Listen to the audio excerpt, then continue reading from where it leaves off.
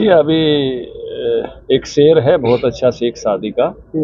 मेरी जिंदगी के रास्ते में जितने पत्थर मेरे सर से टकराए, जब एक एक को पहचाना तो मेरे अपने फेंके हुए थे। अब पिता पुत्र ने कांग्रेस में जो किया वो सबको मालूम है। अशोक तंवर जी को लठिया के उतारा दिल्ली में, वो वीडियो क्लिप्स हैं। शैलजा जी को बॉडी नहीं बनाने दी। सुरजेवाला जी को जो है वो जाके बाहर के राज्य से राज्यसभा लड़नी पड़ी, जबकि यहाँ भी सीट थी। शैलजा जी को भी राज्यसभा नहीं जाने दिया, अपने पुत्र को ही ले गए, और कितने नेताओं को कांग्रेस छोड़नी पड़ी। अब वो सब चीजें लौट कर तो आएंगी। मोहब्बत की दुकान में नफरत का प्रसाद, लात गुस्से का प्रसाद वितरित हो रहा है। कांग्रेस से कह रहे पहले तो निर्णय कौन करेगा? किसके युवा? कौन युवा? क्या वंशवादी युवा? पिताओं के पुत्र, माताओं की पुत्रियां? हमारे 10 की 10 लोकसभा के अल्पकालीन विस्तारक का अभियान चला हुआ है। अभी मैं फरीदाबाद में हूं और हमारी 8 लोकसभा के ऐसे प्रशिक्षण शिविर पूरे हो गए हैं। 2 के आज शुरू हो रहे हैं, करनाल और सोनीपत, उनमें अभी मैं पहुंच रहा हूं। हजारों की संख्या में हमारा अल्पकालीन विस्तारक निकलेगा, और ये अल्पकालीन विस्तारक मैं कहूँगा कि मिशन 2024 की लॉन्चिंग है। जैसे मोदी जी ने सॉफ्ट पावर का इस्तेमाल करते हुए G20 की डिक्लेरेशन कराई है, ऐसे अपनी सॉफ्ट पावर के आधार पर ये वहाँ जो है कार्यकर्ताओं में एक नई ऊर्जा का संचार करेंगे।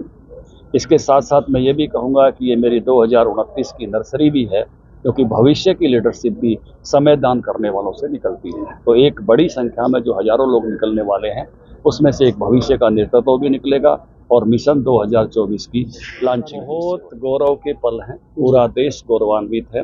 आज 11 सितंबर है और इसी दिन विवेकानंद जी का भाषण शिकागो में हुआ था। हमने शताब्दियों से उस भाषण को याद रखा, क्योंकि हमारे लिए गौरव के पल थे। हमने हिटलर और सुभाष की मुलाकात को याद रखा, हमारे लिए गौरव के पल थे। लेकिन पिछले 2 दिनों में हमने देश के विश्व के नेताओं को मोदी जी की अध्यक्षता में बैठे हुए देखा, गांधी की समाधि पर नमन करते हुए देखा, पिछले दिनों चंद्रयान की सॉफ्ट लैंडिंग होते हुए देखी, आदित्य L1 को ऊपर जाते हुए देखा।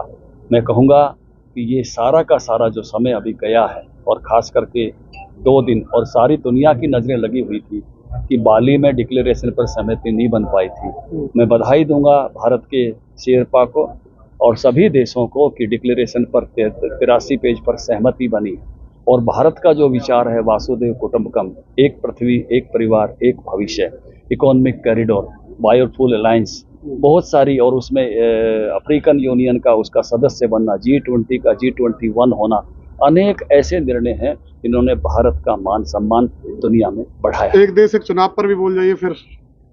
देखिए ये तो चर्चा में है, हवा में है। जब सत्र आ रहा है तो निर्णय होगा, तो सबके सामने आएगा उसमें कौन कौन से विषय आ रहे हैं।